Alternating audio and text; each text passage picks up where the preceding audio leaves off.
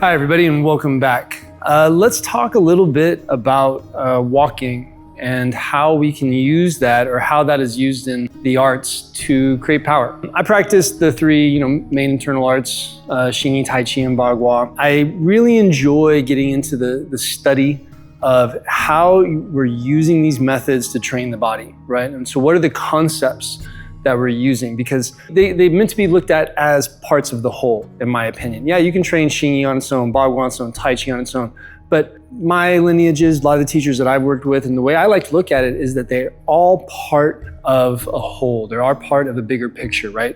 And so we can use them together. And so one of the reasons why I think it's good to look at these arts together is because we can get beyond mechanics a little bit, into the principles, into the concepts, into how we're moving our body in all those different ways. Before we start our session today, I'd like to share something quickly. Many people struggle in martial arts because they don't know what to train, how to train it, or how today's practice builds real skill over time. The Grove isn't just a content library, it's a place to train. With structured courses and weekly live sessions, you'll develop real fundamentals and turn them into usable martial skills. If you're ready to train with purpose and clear direction, check out the community. It's free to join and you can find the link below. All right, now let's get started.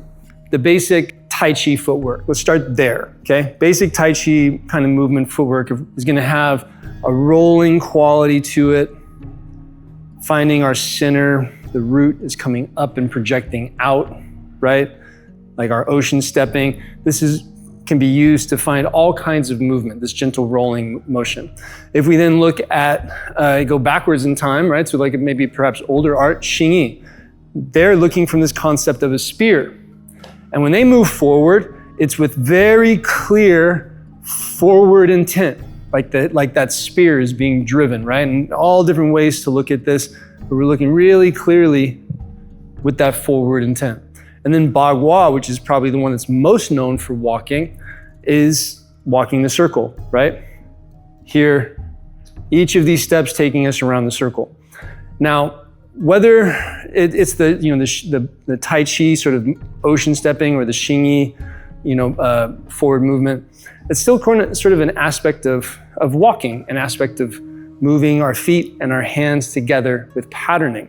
And so if we look at the way these arts work, they're each sort of looking from a core central concept and build out from there. So if we say Tai Chi is looking at Zhongding and Peng. Zhongding is that central equilibrium quality that gets us moving from center, and then Peng is putting us out into this rolling ball, this expansive quality that we can take and roll and move with us. Xing Yi is looking about Santi Shi, bringing all the vectors of the body, all the areas of the body to a cohesive point that we can project out and in and around and all this stuff, and splitting our center. So as we move, we learn to work very clearly through that. So you can see there's some relationships to Zhongding there as well, obviously. And so they don't conflict, right? They enhance. And then Bagua, we're looking at piercing, embracing, and twisting, okay? And that is what we use to take us as we work our power dynamics through the circle. So as we work this and practice it, we wanna work them together, work them apart. But here's a really interesting way to look at it. And this is a drill I'll do on my own when I'm training on my own. And then also with my students, to get them just sort of thinking, getting their intention with their principles and their body, everything's moving together a little bit more clearly. So if we look at let's start from Xing Yi, our Santi Shi perspective, okay? If we're actually having a spear here and we're holding the spear, our first concept is keeping that spear trained forward, keeping it moving forward, keeping our intention there, nice and strong. So our strike is right there, right? We don't even have to use our arms. It's here behind our whole body, okay? And so if we were to use this and move with it, okay, and there's lots of different ways to do it, right? So let's just think this is from a general Xing Yi perspective, right? That we can obviously change and look at in different ways. When I shift and move forward, I don't want that to deviate from center. If I deviate, I'm open. If I move back, I'm collapsed. So I want to keep this sort of forward centered energy as I come towards it and keep it moving forward, right? So I keep here. I'm not too concerned. I'm just changing my hands naturally with the stick. Boom.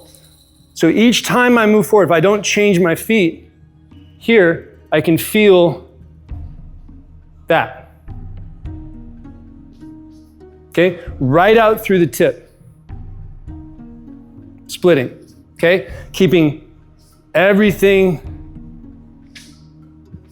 lined up together. Okay? So there, gives us a starting point. Now, if we think of Xing Yi as the oldest, right?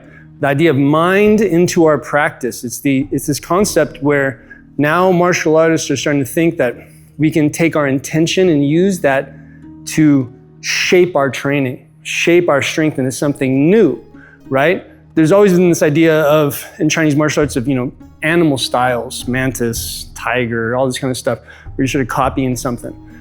But this is sort of making something new, making yourself into this like a spear, right? And so this is, in my opinion, when this it had to have been seen almost like revolutionary at the time, right? Xing Yi, mind intent boxing. And so it's there for a long time, influencing things. So let's say now, what do we do with Tai Chi? How would maybe Tai Chi express this simple movement? Well, if we look at our ocean stepping, we can think of this movement giving us potential here, rolling back to the other side. So you can see there's still a logical movement. It's just more Tai Chi style, right? That back and forth, allowing that rolling, like ocean stepping, and these real simple transitions into whatever sort of movement we want. Because we think of Tai Chi, we're now a little bit more, we've got all this area, right? We've got our Zhongding, our Peng. We could even think of how we might use our staff in this way, right? And we start to get into all different kinds of things now that connect us to our Tai Chi, right? So thanks, Shingi, right, for helping us get in that concept, right? So let's take this now into Bagua. How can we take this with Bagua? So here, taking our connection, bringing it here to the circle. Now, yeah, we can just think of each step pushing, right? But we can also do this, which is kind of fun. We shift and send it out. Step, pull it back, okay? Because what we're looking to feel is not just, walking around with a stick, but we also want to feel the power dynamics. So as we shift forward, you're feeling that shift. As you step, you're feeling it draw. And you can change this if you wanted to as well. But you're feeling how the legs communicate in and out.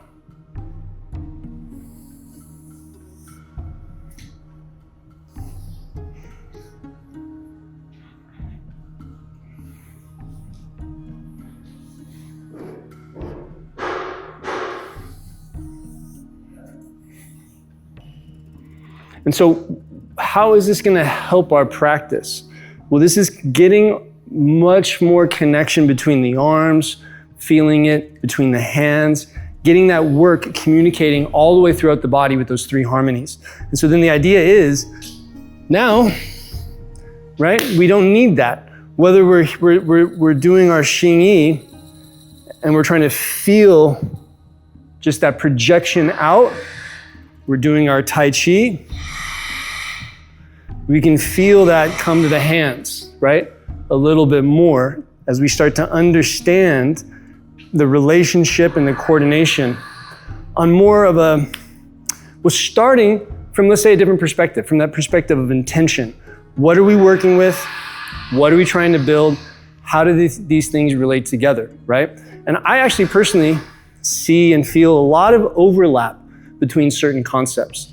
The concept of Santi Shi is related to Peng, is related to embracing, in Bagua, right? In Peng, in Tai Chi, in my opinion. The piercing in Bagua is related to the splitting in Xing Yi, which is related to that Zhongding Tai Chi line quality in Tai Chi. Now, does it mean they're the same thing? Maybe they're the same awarenesses. They're not the same build out skills. If you want the Shingi skills, you gotta train Shingi. You want the Tai Chi skills, you gotta train Tai Chi, right? But they relate to certain things.